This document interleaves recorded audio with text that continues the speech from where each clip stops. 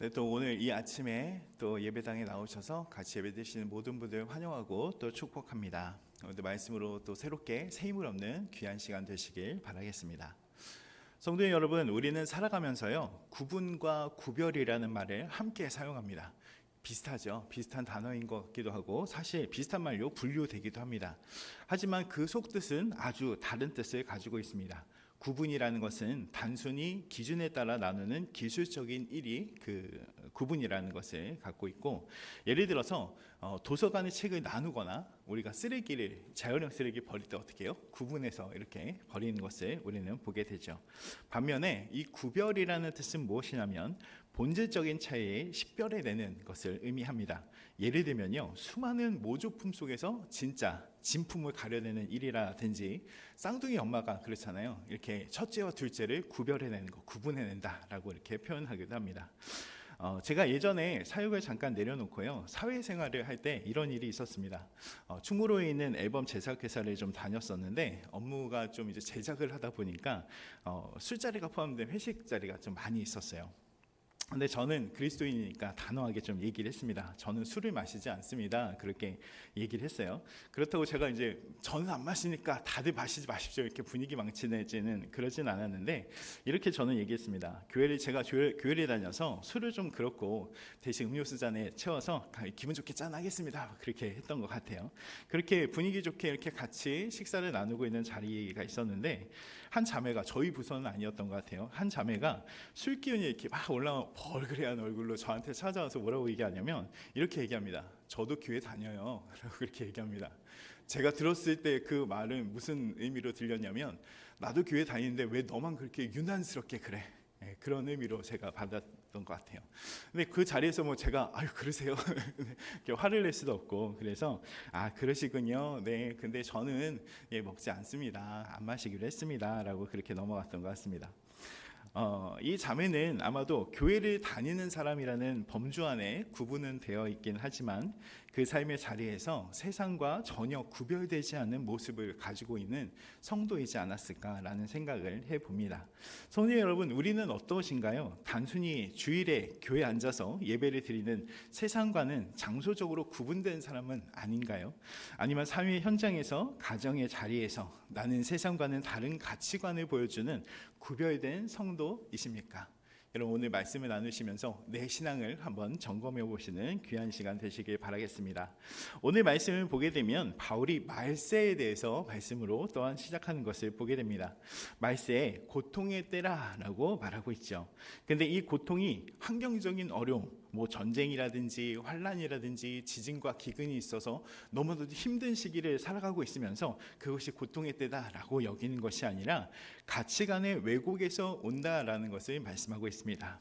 우리 말씀 2절에서 4절까지 말씀 다시 한번 읽어볼까요? 네, 같이 읽도록 하겠습니다.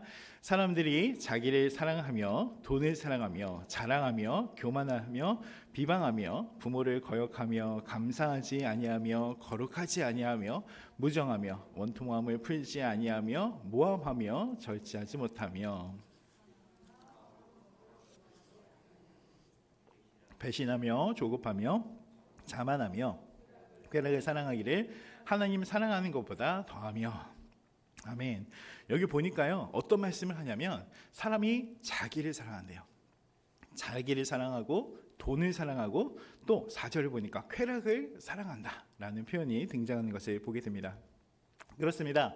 사도 바울이 이야기하는 것, 마지막 때 사람들은요, 하나님보다 자기를 더 사랑하고 돈을 사랑하며 쾌락 사랑하기를 하나님보다 더하다라는 말씀을 하고 있죠. 이렇게 사랑의 방향이 나 자신에게만 고정되어 있을 때 우리에게는 감사가 사라지고요, 거룩이 무너지며 또 부모에 대한 불순종과 무정함이 일상이 되는 것을 우리는 발견하게 됩니다. 사도 바울이 그것을 지적하고 그것을 말씀하고 있는 것이죠. 사실 이것이 사도 바울의 이야기만은 아니었습니다. 예수님께서도 마태복음 24장의 말씀을 보게 되면 이렇게 말씀하시죠. 불법이 성함으로 많은 사람의 사랑이 식어지리라 경고하셨던 말씀을 우리는 되뇌어 봅니다. 여러분, 마지막 때 사랑이 많아지나요? 아니죠. 요즘 시대를 살아가는 것 같습니다. 요즘은 뭐 도와주다가도 또 피해자가 돼서 다시 이렇게 되는 것을 보게 되면 가면 갈수록 더 사랑이 식어지는 시대와 세대를 살아가는 것 같습니다. 그러나 이런 시대와 세대 가운데 성도 여러분, 누구보다 무엇보다 하나님이 더 사랑하시는 분들이 되시기 바랍니다. 우리가 하나님을 사랑할 때 그 사랑, 하나님의 사랑의 눈으로 세상을 보게 될 것이고, 성도들을 보게 될 것이고, 또 내 이웃을 보게 될 것이고, 내 가족을 볼 수 있게 될 수 있기 때문에 그렇습니다. 자, 두 번째는 무엇이냐면 사도 바울이 이것을 말씀하죠. 이런 시대 속에서 가장 경계해야 할 신앙의 모습이 무엇이냐면 바로 경건의 모양은 있지만 경건의 능력을 부인하는 삶을 살아갈 때 그것을 우리가 경계해야 된다라는 것을 말씀합니다.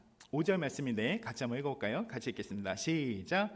경건의 모양은 있으나 경건의 능력은 부인하니 이 같은 자들에게서 내가 돌아서라. 네. 5절 상반절의 말씀을 보게 되면 경건의 모양은 있으나 경건의 능력은 부인한다라고 말씀합니다. 겉으로는 예배의 형식을 갖추고도 또 성도의 언어를 사용합니다. 세상 사람들 보기에는 저 사람은 교회 다니는 사람이야, 저 사람은 믿는 사람이다 라고 그렇게 구분은 되죠. 그러나 그 내면에는 죄를 이길 힘도 세상을 거스를 용기도 없습니다. 모양만 남은 신앙인으로 우리가 볼 수가 있죠. 예수님도 이것에 대해서 말씀하셨죠. 노아의 때의 비유를 들으시면서 심판의 홍수가 닥치기 전까지도 사람들이 세상의 즐거움에 장가가고 뭐 그렇게 쭉 열거하시면서 얘기하시잖아요. 세상의 즐거움에 취해서 이 모든 것을 깨닫지 못하였다라고 그렇게 말씀합니다. 여러분, 모양만 있는 우리 신앙이 될 때 우리는 영적으로 잠들게 되고 세상을 변화시킬 복음의 능력을 잃게 됩니다.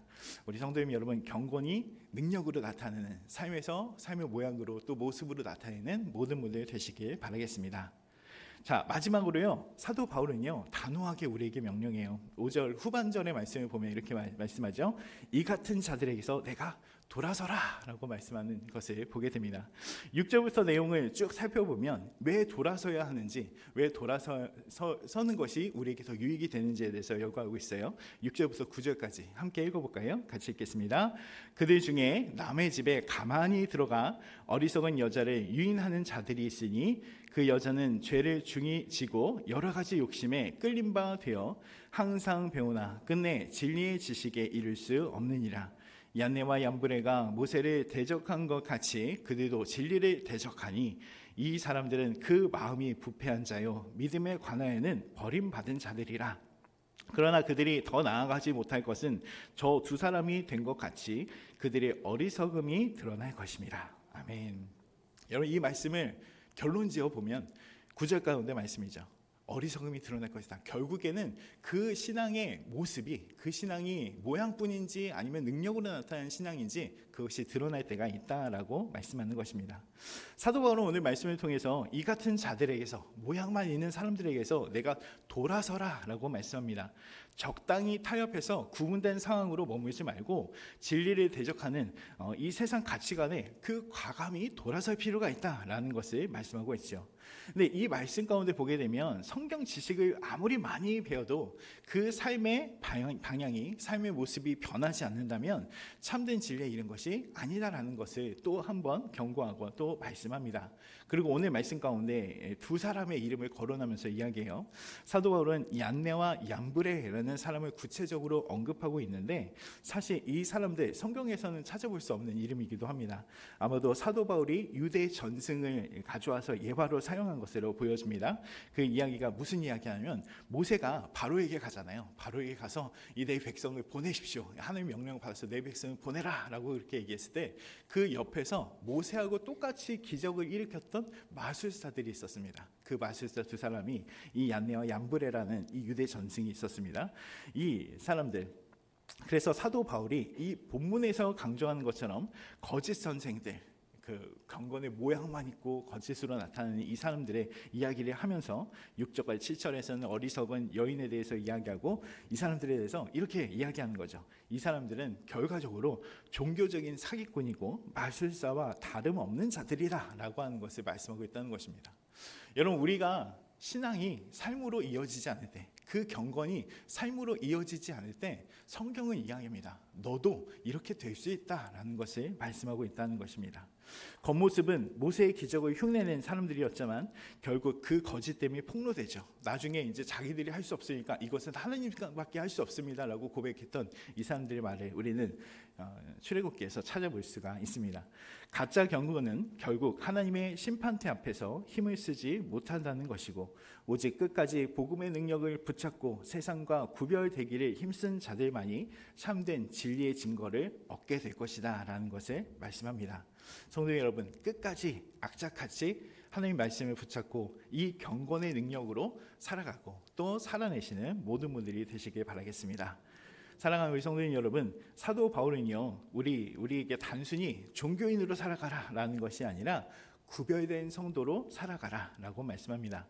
세상 사람들처럼 자기를 사랑하고 돈을 사랑하고 쾌락을 사랑하지 말고 하나님을 사랑해야 된다라고 말씀합니다. 성도는요 세상 가운데 하나님을 사랑하고 그 하나님이 주신 그 사랑을 가지고 이웃을 사랑하는 사람들입니다. 아멘이시죠? 그래서 이렇게 세상이 식어져 가는 이 세상 속에 하나님의 사랑을 전하는 사람들이 바로 우리입니다. 오늘 이 말씀을 기억하시고 경건의 능력으로 사시는 모든 분들 되시고 하나님의 사랑을 전하는 귀한 복음의 전달자, 복음의 증거자들이 되시길 주님의 이름으로 축원드립니다.